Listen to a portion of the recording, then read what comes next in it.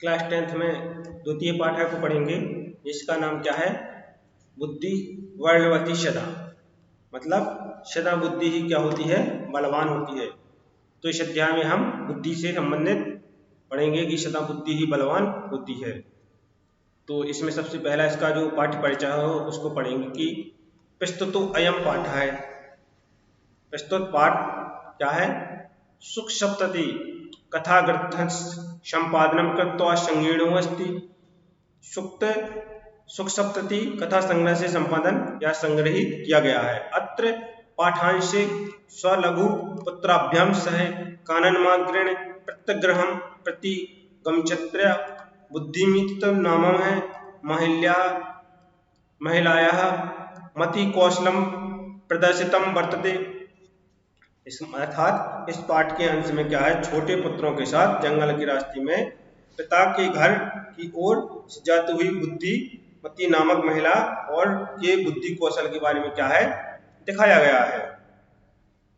यह पुरतः समागतम सिंहमपि भीति मुक्तव्य ततः निवारयति। इयं कथा नीति निपुणं सुख सारिकयो कथा मध्यमेन सादृश्यते विकासात् प्रेरयति। जो सामने आए हुए शेर को भी डरकर वहां से भगा देती है। ऐसी क्या है?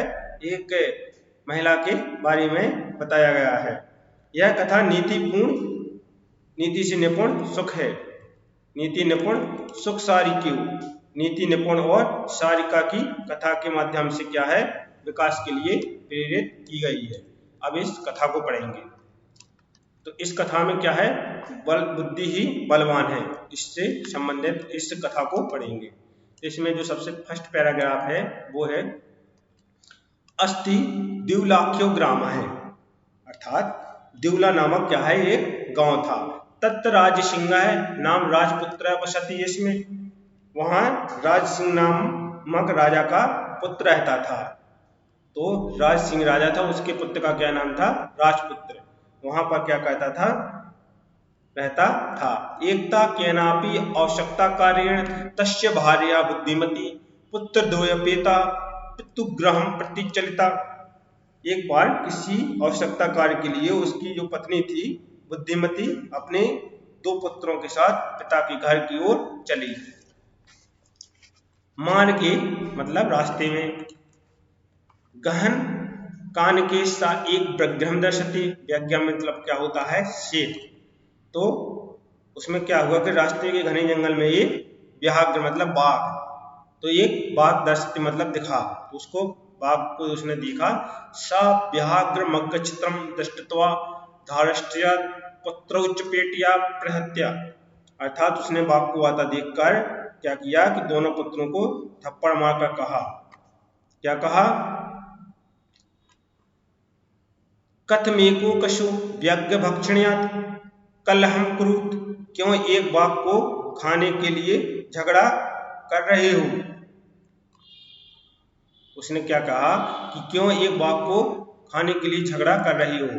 अय मेक स्ताव द्विभाज्य भक्षित्यां। एक ही है, अभी इसे बांटकर खा लो। पश्चात अन्यो, इसके बाद द्वितीय कश्चित लक्ष्यते, बाद में कोई और दूसरा ढूंढा जाएगा। ऐसा उस महिला ने अपने पुत्रों से कहा। नेक्स्ट पैराग्राफ में कह रही है कि इति श्रुत्वा व्याघ्रमारी कचिद्यमति मत्वा व्याघ्रो भयाकुल चित्तो नष्ट है। इसके बाद यह सुनकर कि कोई बाघ को मारने वाली है, ऐसा मानकर शेर डर से परेशान मन वाला होकर क्या हुआ? भाग गया। निज बुद्ध्या विमुक्ता स भयात् व्याघ्रस्य भामिनी। वह क्या है कि वह रूपवती स्त्री को देखकर क्या है?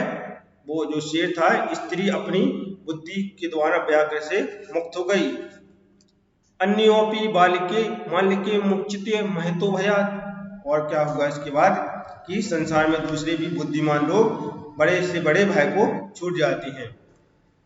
भयाकुलम यानी डर से परेशान, व्याघ्रम दृष्ट्वा बाघ को देखकर, कश्चित मतलब किसी, धूत मतलब धूत, किसने? संग्रहालय मतलब सियार, श्रृंगाला मीन्स क्या होता है? सियार। तो सियार ने क्या किया? हसन्नत मतलब हंसते हुए कहा, भगवान मतलब आप, कुत कहाँ, भयात पालयति आप कहाँ से डर से मारे भाग आए हो। उसने किससे कहा? बाघ को देखकर किसने? सियार ने हंसते हुए कहा। तो इस पर व्याघ्र मतलब बाघ बोला, क्या बोला कि गच्छ गच्छ जम्बुकः, मतलब जाओ जाओ सियार। उसने किससे कहा? सियार से कहा कि जम जाओ जाओ, ऐसा बाघ कह रहा है।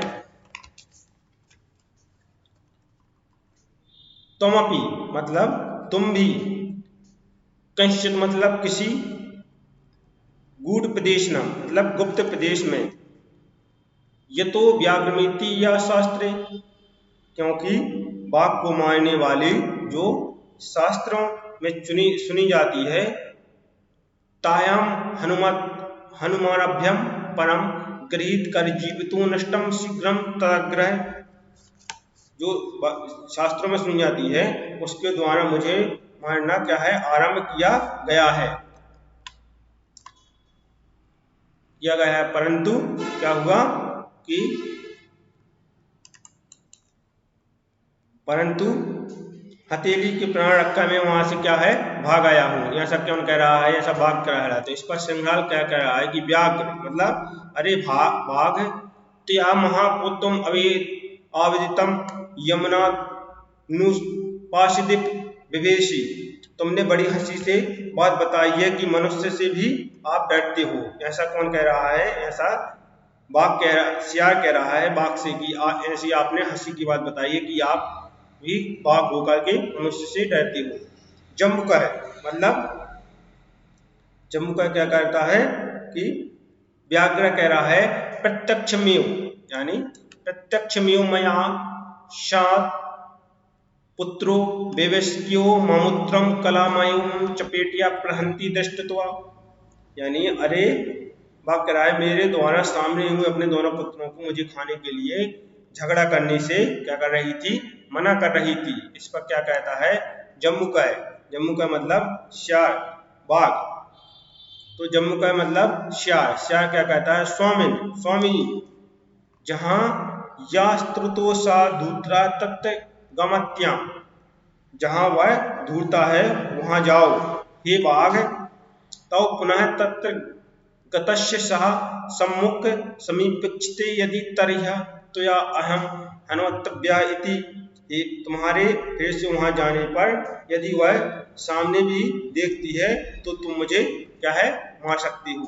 व्याघ्र मतलब बाघ कहता है श्रृंगाल सियार, यदि तुम मुक्तव्यासि तदा विलप्यो बेला स्यात्। इस पर बाघ क्या कहता है कि यदि तुम मुझको छोड़कर जाओगे तो शर्त नहीं रहेगी। ऐसा कौन कह रहा है? ऐसा बाघ कह रहा है इससे, सियार से।